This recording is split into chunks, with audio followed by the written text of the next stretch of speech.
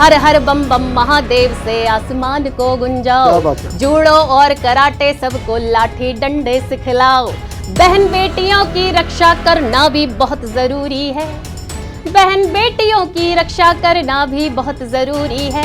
सुनो सनातन के खातिर अब हिंदू राष्ट्र जरूरी है, सुनो सनातन के खातिर अब हिंदू राष्ट्र जरूरी है। मित्रों नमस्कार, सनातन के योद्धा मंच पर मैं राजेश चेतन आप सबका स्वागत करता हूं। आज हमारे स्टूडियो में उपस्थित हैं नेहा नमन, एक युवा कवित्री जो हर दिन सोशल मीडिया में वायरल होती हैं, जिनका एक एक वीडियो हजारों लाखों लोगों तक जाता है। मुझे लगा कि आज थोड़ी सी चर्चा नेहा नमन से करनी चाहिए। नेहा जी आपका स्वागत है, नमस्कार।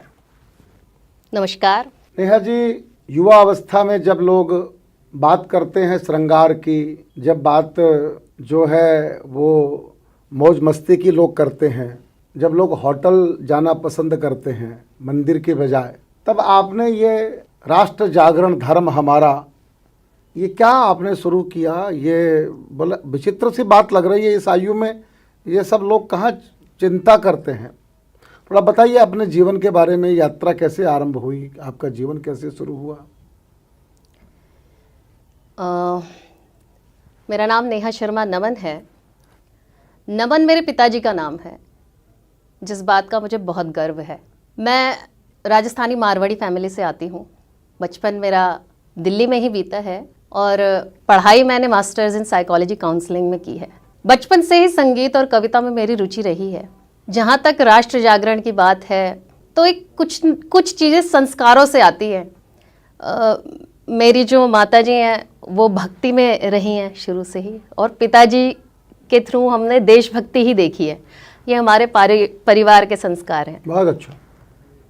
तो जो जिन चीज़ों से आप बचपन से ही अवगत है वो आपके अंदर आ ही जाती है कहीं ना कहीं। बिल्कुल ठीक कहा आपने। तो 4 लाइनें अपने परिचय की परिचय सुना की, रही। वाह। जी। देश है सबसे पहले विचारा करो, मैं चली आऊंगी तुम पुकारा करो।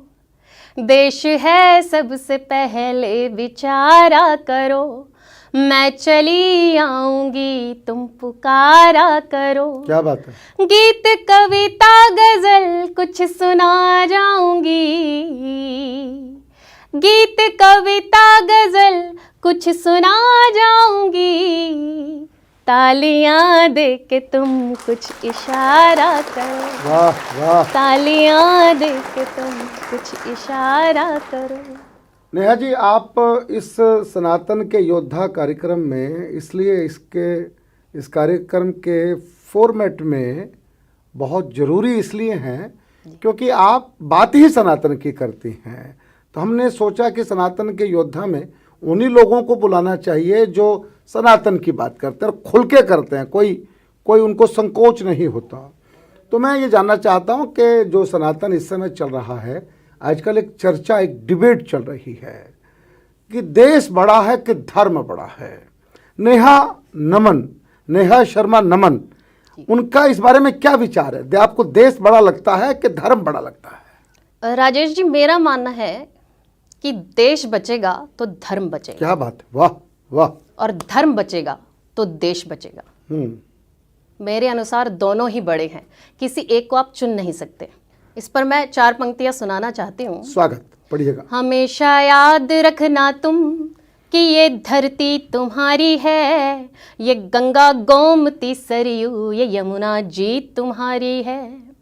हमेशा याद रखना तुम कि ये धरती तुम्हारी है, ये गंगा गोमती सरयू ये यमुना जी तुम्हारी है। तिरंगा भी तुम्हारा है और भगवा तुम्हारा है, तिरंगा भी तुम्हारा है और भगवा तुम्हारा है। सनातन है तो सब कुछ है और हस्ती तुम्हारी है, सनातन है तो सब कुछ है और हस्ती तुम्हारी है। पर नेहा जी, मुझे आपके स्टेटमेंट में थोड़ा सा समझना पड़ेगा आपके विचार को। जी। जो भारत से कट गया, जैसे पाकिस्तान हमसे अलग हुआ, सनातन तो वहाँ भी था, गुरुद्वारे भी थे, मंदिर भी थे, जैन समाज भी था, सिख समाज भी था, लेकिन जैसे ही देश बटा जी तो वहाँ से धर्म समाप्त हो गया, रामकृष्ण की पूजा समाप्त हो गई। जी। तो क्या ये नहीं कहना चाहिए कि धर्म तब बचेगा जब देश पहले बचेगा? जहाँ देश नहीं बच पाएगा तो धर्म भी साथ साथ समाप्त हो जाएगा।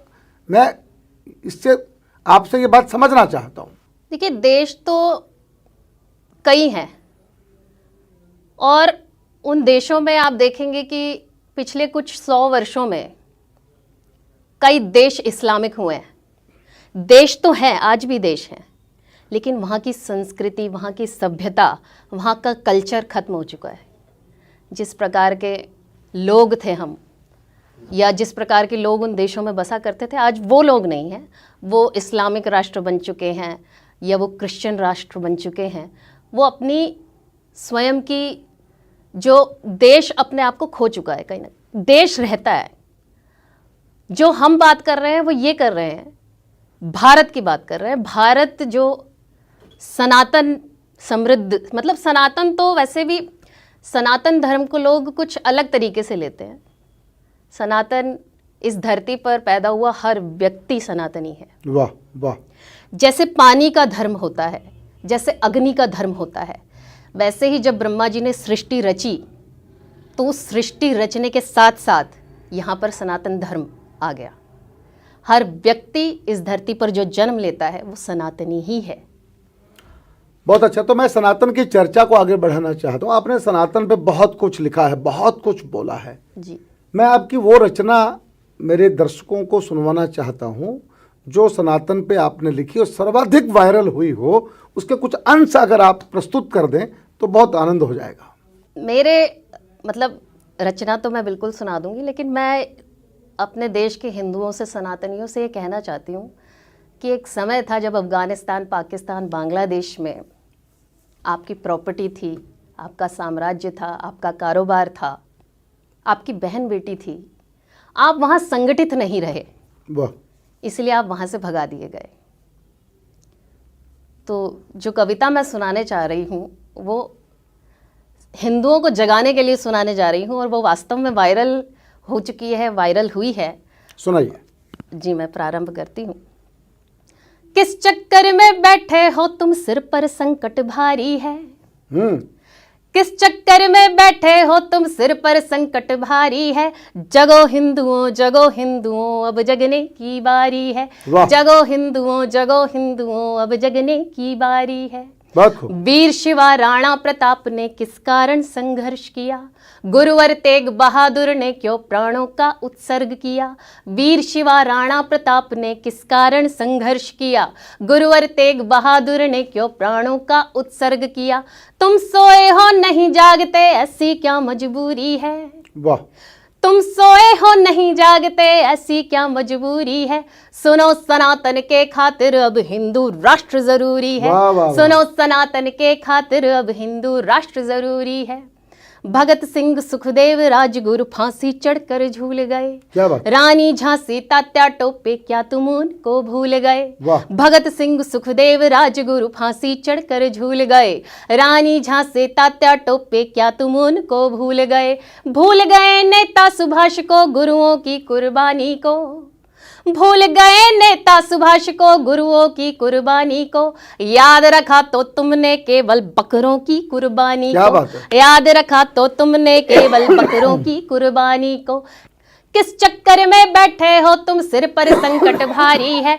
जगो हिंदुओं, जगो हिंदुओं, अब जगने की बारी है। जगो हिंदुओं, जगो हिंदुओं, अब जगने की बारी है। भारत में रह करके भी जो दिन भर जहर उगलते हैं, भारत का खा करके भी जो नमक हरामी करते हैं, भारत में रह करके भी जो दिन भर जहर उगलते हैं, भारत का खा करके भी जो नमक हरामी करते हैं। देश लूटने वाले खुद को कहते प्रेम पुजारी हैं। देश लूटने वाले खुद को कहते प्रेम पुजारी हैं। उनको वोट कभी मत दो जिनके दिल में मक्कारी है। उनको वोट कभी मत दो जिनके दिल में मक्कारी है। जात पात में बट करके तुम ठीक से जी ना पाओगे, कोई जाति नहीं बचेगी जीवन भर पछताओगे। जात पात में बट करके तुम ठीक से जी ना पाओगे, बहुत अच्छा। कोई जाति नहीं बचेगी जीवन भर पछताओगे। शरण जिन्होंने दी थी वो सब शरणागत बन बैठे हैं। आज से 2500 वर्ष पूर्व फारस नाम का एक देश हुआ करता था। हिंदुओं की तरह उदार और दयालु पारसियों ने मात्र 5000 घुसपैठियों को शरण दी थी। आज उस देश का नाम ईरान है। यही खतरा सनातन सभ्यता पर भी मंडरा रहा है। बिल्कुल ठीक कहा आपने। शरण जिन्होंने दी थी वो सब शरणागत बन बैठे हैं। घर आंगन सब छिन जाएगा बंजारे बन जाओगे, घर आंगन सब छिन जाएगा बंजारे बन जाओगे।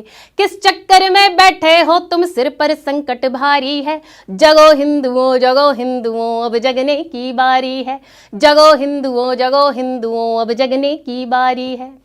हर हर बम बम महादेव से आसमान को गुंजाओ, जूड़ो और कराटे सबको लाठी डंडे सिखलाओ।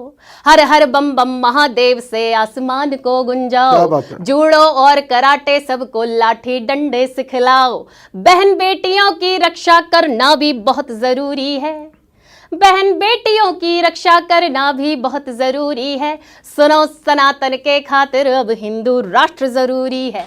सुनो सनातन के खातिर अब हिंदू राष्ट्र जरूरी है। शिव शंकर डमरू वाले त्रिशूल को धारण करते हैं। वाह। हनुमान जी गदा को लेकर खूब दनादन करते हैं। शिव शंकर डमरू वाले त्रिशूल को धारण करते हैं। हनुमान जी गदा को लेकर खूब दनादन करते हैं। ये मत भूलो दुर्गा जी भी करती सिंह सवारी है। ये मत भूलो दुर्गा जी भी करती सिंह सवारी है। आगे बढ़ो तुम्हारे संग में चक्र सुदर्शन धारी है। आगे बढ़ो तुम्हारे संग में चक्र सुदर्शन धारी है। किस चक्कर में बैठे हो तुम, सिर पर संकट भारी है। जगो हिंदुओं अब जगने की बारी है। जगो हिंदुओं अब जगने की बारी है। सुबह शाम सूरज भी कहता मेरा रंग सिंदूरी है। सत्य सनातन धर्म हमारा इस धरती की धूरी है। क्या बात है। सुबह शाम सूरज भी कहता मेरा रंग सिंदूरी है। सत्य सनातन धर्म हमारा इस धरती की धूरी है। 60 से ज्यादा मुस्लिम कंट्री, 60 से ज्यादा क्रिश्चियन है। 60 से ज्यादा मुस्लिम कंट्री, 60 से ज्यादा क्रिश्चियन है। सुनो सनातन के खातिर अब हिंदू राष्ट्र जरूरी है। सुनो सनातन के खातिर अब हिंदू राष्ट्र जरूरी है। जो हम पर पत्थर फेंकेंगे जन्नत भेजे जाएंगे। जो हम पर पत्थर फेंकेंगे जन्नत भेजे जाएंगे। देश के खातिर जीते हैं हम गीत देश के गाएंगे। एक बार नहीं दो बार नहीं 100 बार यही दोहराएंगे। एक बार नहीं 2 बार नहीं 100 बार यही दोहराएंगे। सौगंध हमें इस मिट्टी की हम हिंदू राष्ट्र बनाएंगे। सौगंध हमें इस मिट्टी की हम हिंदू राष्ट्र बनाएंगे। बहुत खूब, बहुत खूब। बहुत बहुत धन्यवाद। नेहा जी, जिस समय राम जन्मभूमि का आंदोलन था, मैं याद कर रहा हूँ, उस समय ऋतंभरा जी की कैसेट बहुत चलती थी और बहुत धारा प्रवाह हिंदू समाज का जागरण किया करती थी। अब तो बहुत लोग बोलने लगे। बागेश्वर धाम भी बोल रहे हैं आजकल हिंदू राष्ट्र बनना चाहिए जी। और आपने कहा 60 से ज़्यादा मुस्लिम कंट्री है, 60 से ज़्यादा क्रिश्चियन कंट्री है और हमने भारत का संविधान सेकुलर बनाया है। भारत तो हिंदू राष्ट्र, सनातन राष्ट्र है। लाखों वर्षों से भारत सनातन राष्ट्र है। तो अब जो बात कही जा रही है आपके द्वारा भी, संतों के द्वारा भी और समाज के द्वारा भी कि भारत को हिंदू राष्ट्र बनाएंगे, उसमें कितनी संभावनाएं आपको लग रही है और ये यात्रा कहाँ तक गई है और कहाँ तक आपको जाने की संभावनाएं लग रही है? जैसा कि हम जान ही रहे हैं कि 60 से ज़्यादा मुस्लिम कंट्री है, 60 से ज़्यादा क्रिश्चियन है। यदि मुसलमानों पे कोई संकट आता है तो वो दूसरे देशों में शरण ले सकते हैं। यदि क्रिश्चियनों पे कोई संकट आता है जी, तो वो दूसरे देशों में शरण ले सकते हैं। लेकिन यदि हिंदुओं पर कोई संकट आता है तो वो कहाँ जाएंगे? हमारे पास कोई ऑप्शन नहीं है। जी। हम पहले ही बहुत कुछ खो चुके हैं, क्योंकि आप जिस चेतना की, जिस जागृति की बात सारा संत समाज कर रहा है, अब हिंदुओं में भी ये चेतना आ रही है, लोग ये बात कर रहे हैं। ये सोचने का वास्तव में विषय है कि संकट, अगर बांग्लादेश में जो हिंदू थे वो आज इतने त्रस्त क्यों हैं? सर्वधर्म समभाव का भाव क्या केवल हिंदुओं के लिए ही है? और किसी भी धर्म के लिए, किसी भी पंथ के लिए ये भाव नहीं है। नहीं, मेरा मतलब ये पूछने का था, क्या हिंदू राष्ट्र, भारत हिंदू राष्ट्र घोषित होना चाहिए? जी। आपको लगता है कि ये इस लोकतांत्रिक सेकुलर भारत में संभव लग रहा है आपको? कहीं हो सकता है ये? हर धर्म का जो संविधान है वो वहाँ के लोगों के हिसाब से बनता है, बिल्कुल ठीक है, वहाँ की ज़रूरतों के हिसाब से बनता है। जी। अब इसमें जब जनता में जागृति आएगी, हाँ, बहुत अच्छा, तो मेरे हिसाब से ये चीज़ें भी होंगी। सर्वधर्म समभाव का मतलब होता है आप हर धर्म के लिए समान भाव रखते हैं, लेकिन इसका मतलब ये नहीं है कि आप स्वयं पे कोई संकट आने दे, स्वयं पे कोई कष्ट आने दे। आप सम्मान करते हैं, ये हमारे हिंदू परिवारों में तो हम पेड़ पौधे, नदी, अग्नि, जल, वायु सभी का सम्मान करते हैं, तो मनुष्य का तो सम्मान करेंगे ही करेंगे। लेकिन यदि आपके सामने कोई संकट है, यदि आपकी उत्पत्ति, आपकी प्रेजेंस पे कोई संकट है, तो आपको युद्ध करने से तो भगवान ने भी इनकार नहीं किया है। बिल्कुल ठीक बात है। प्रभु राम ने भी युद्ध किए हैं, प्रभु कृष्ण ने भी युद्ध किए हैं, और उन्होंने, जब अर्जुन ने मना कर दिया कि मैं युद्ध नहीं करूंगा, जबकि सामने उनके भाई थे, पितामह थे, उनके अपने थे, तो वहां पे भी भगवान ने ये स्पष्ट किया है कि अपनों से भी बढ़कर के धर्म होता है। धर्म होता है, बिल्कुल ठीक बात है। तो आपको धर्म के लिए युद्ध करना ही पड़ेगा।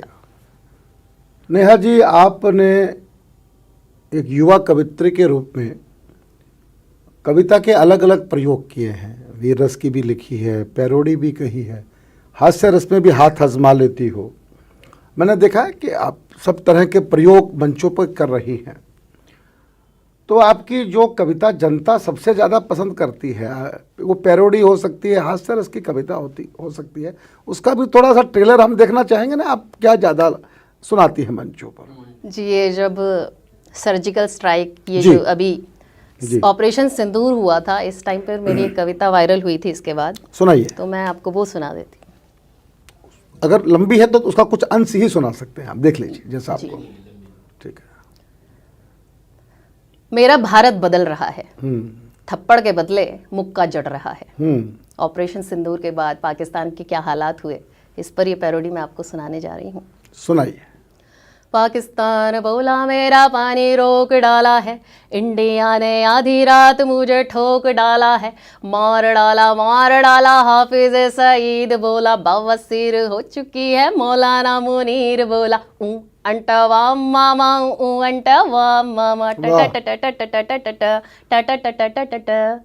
फूक डाला पेट्रोल पंप बोला, कैसे मैं बचाऊं तुझे डोनाल्ड ट्रंप बोला, चाऊ चाऊ करके चाइना चिल्लाता है, ड्रोन सारे ठोक डाले तुर्की ये चिल्लाता है, अंटवा मामा अंटवा मामा सारी सारी रात मुझे नींद नहीं आती है, नींद यदि आए तो मिसाइल डराती है, हर घड़ी हर पल पीर बढ़ जाती है, मोदी यदि छींक देता सर्दी हो जाती है, अंटवा मामा अंटवा मामा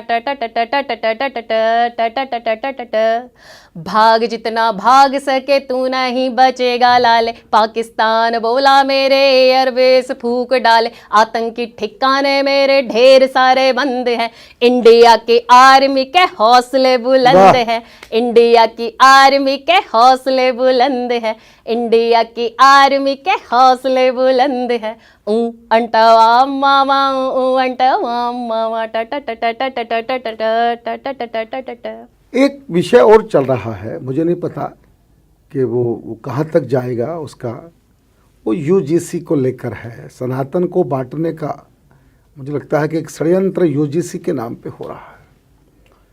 यूजीसी कितना डैमेज करेगा भारत को, सनातन को, हिंदुओं को? आपकी दृष्टि में क्या है यूजीसी? जेएनयू में नारे लगे, जी। तिलक, तराजू और तलवार, यस। इनको मारो जूते चार। क्या ये नारे सही थे?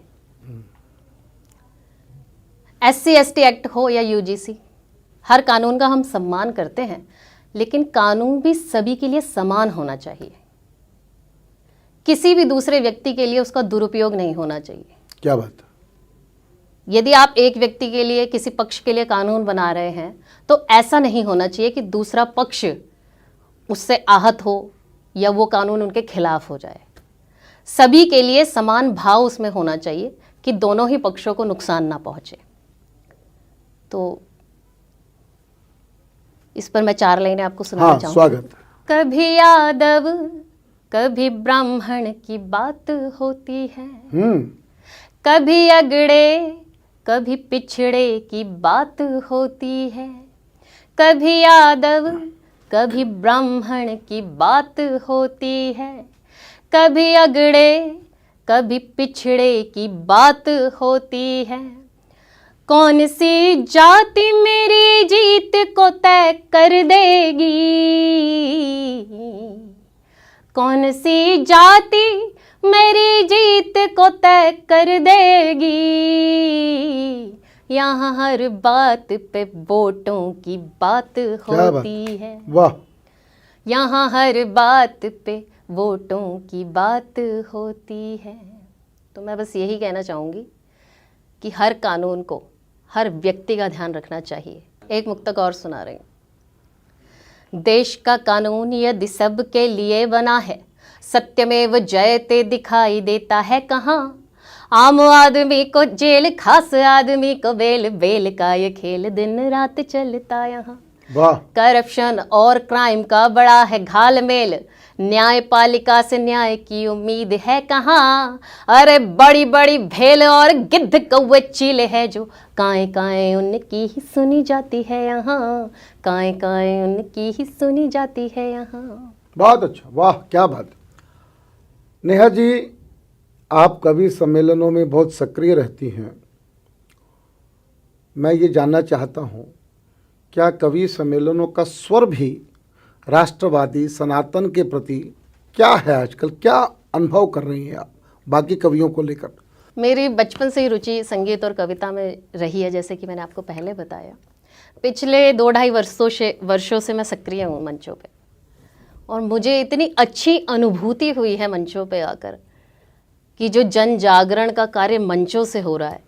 आप भाषण दें, आप कहीं पे कोई बात करें, लोग इतने ध्यान से नहीं सुनते। यदि आप कविताओं में वो डालकर वो बात परोसते हैं या करते हैं, तो लोगों में जागृति अलग लेवल की आती है। और वो मंचों से जो बड़े बड़े कवि कर रहे हैं, आदरणीय हरिओम पवार जी हो गए, गौरव चौहान जी हो गए, समीक्षा सिंह जी हो गई, बड़े बड़े कवि, मैं वास्तव में उनको प्रणाम करती हूँ कि वो जन जागृति का ऐसा कार्य कर रहे हैं। आदरणीय राजेश जैन चेतन जी, इनको तो वास्तव में सूर्य को, सनातन की बात मैं इनके सामने बैठकर कर रही हूँ, तो ये ऐसे है जैसे कि सूर्य को दिया मैं दिखा रही हूँ। तो ये स्वयं में सनातनी और देश को सर्वप्रथम रखने वाले व्यक्ति। तो ऐसे लोगों के साथ में बैठकर और इतने बड़े बड़े कवियों को मंचों पर देखकर मुझ में अलग ही प्रकार का बदलाव आया है, चेंज आया है, और मैं बहुत कुछ सीख रही हूँ आप लोगों से। बहुत अच्छा। नेहा जी, जाते जाते कोई संदेश सनातनियों के लिए, युवाओं के लिए बताइए। जी, तो अंत में मैं सभी देशवासियों को एक मुक्तक के माध्यम से संदेश देना चाहती हूँ। तुम बटोगे यदि तो कटोगे सदा, अपनी भूमि को खोने से क्या फायदा। तुम बटोगे यदि तो कटोगे सदा, अपनी भूमि को खोने से क्या फायदा। जाति पाति में बट कर सिमट जाओगे। बहुत अच्छा, वाह। जाति पाति में बट कर सिमट जाओगे, वाह। अब से मिलकर रहोगे करो वायदा, अब से मिलकर रहोगे करो वायदा। बहुत बहुत धन्यवाद। नमस्कार। तो मित्रों, सनातन के योद्धा मोर्चे पर हैं। सनातन के जागरण का एक यज्ञ चल रहा है भारत में, और उस यज्ञ में बड़ी भूमिका है नेहा शर्मा नमन की। बहुत अच्छा लगा आज उनसे बात करके। तो दर्शकों, अगले कार्यक्रम में दूसरी किसी शख्सियत के साथ आपसे फिर मुलाकात होगी। और नेहा शर्मा नमन जी का आप सबकी तरफ से भी बहुत बहुत धन्यवाद, और आप सबको सादर नमस्कार।